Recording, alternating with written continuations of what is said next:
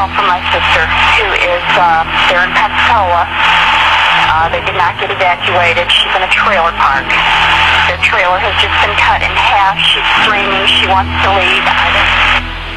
Pensacola 911. Yeah, I need to find out if the eye has passed yet. We are up to our waist in water. Where are you at, ma'am? We are in, I'm trying to think, Grand Lagoon. We're south of Stone Beach. Pensacola 911, what is your emergency? Something flew in my window. It's busted my window open and my window, my room is I'm sorry? A tree or something busted through my bedroom window. Pensacola 911. I don't know. We're getting flooded really bad. Up to our feet in water. Where are you? We're over in, Grand Lagoon. In his house, and he's waist deep. It's him and his dog, and they can't get out. And we don't have anybody available to go down there.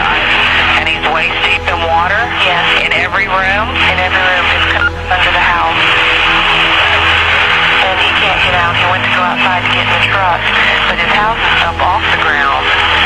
It's on block, like cinder blocks or something. And it's worse outside. Yeah, we don't have any officers on the street right now. Okay.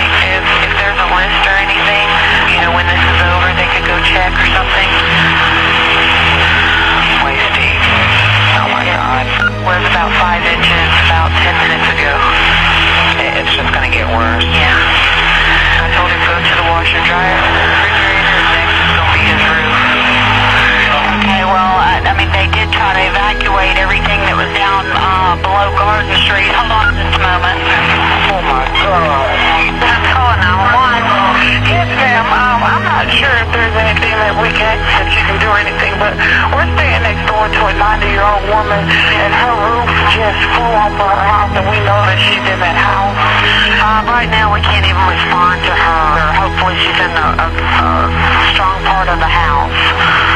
There's nothing we can do. Hello? Pensacola 911. Yes, ma'am.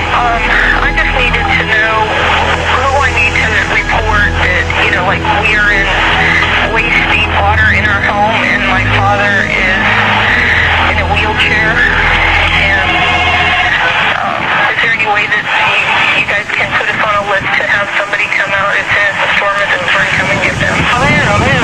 What's going on? My mother didn't bring it. Okay, stay on the phone. Do not hang up. Oh, God, this storm is so damn...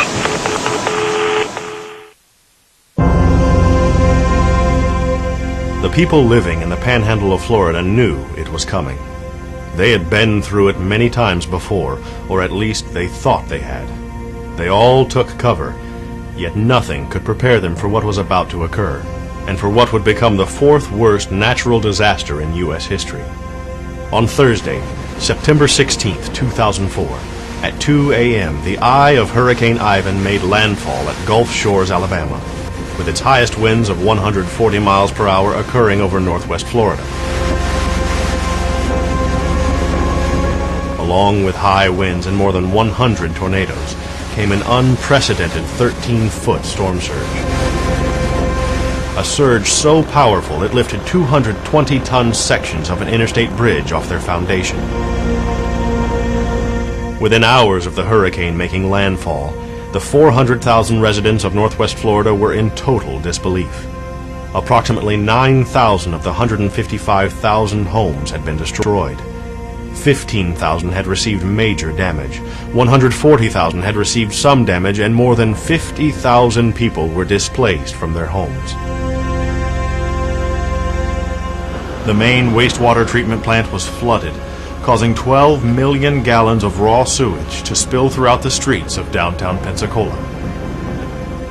90% of the area was left without power, and tens of thousands of people had no running water. With the Pensacola Regional Airport closed due to damage, and with all major bridges into northwest Florida inoperable, there was virtually no way in or out of the area. People began standing in lines for hours for any assistance they could get. A federal disaster was immediately declared, with the severity of the situation being such that President Bush made a personal visit. The Federal Emergency Management Agency and the Florida National Guard began airlifting in water, ice, and food, including more than 70,000 MREs. The U.S. Army Corps of Engineers distributed more than 120,000 blue tarps to give people a temporary means of keeping their roofs from leaking. Of the 4 hurricanes to hit Florida in 2004, Hurricane Ivan was by far the worst. As stated by Alan Bentz, the Florida Speaker of the House, there is no close second. I've seen my share of hurricanes come through, but nothing like this. It's unbelievable what Ivan did to you. Greg Posey of Mountain Home, Arkansas, and a member of the Church of Christ Disaster Relief Team summed it up best. People outside of this area are not aware how bad it is. I've traveled to third world countries. This looks like a nuclear bomb went off in a third world country. So much damage occurred to the infrastructure and business community that 2 months after the hurricane, unemployment claims were still 8 times higher than average. And even today, more than 10,000 families do not have the financial means, government assistance, or insurance to repair their homes. This is why Rebuild Northwest Florida was formed. And this is why we need your help.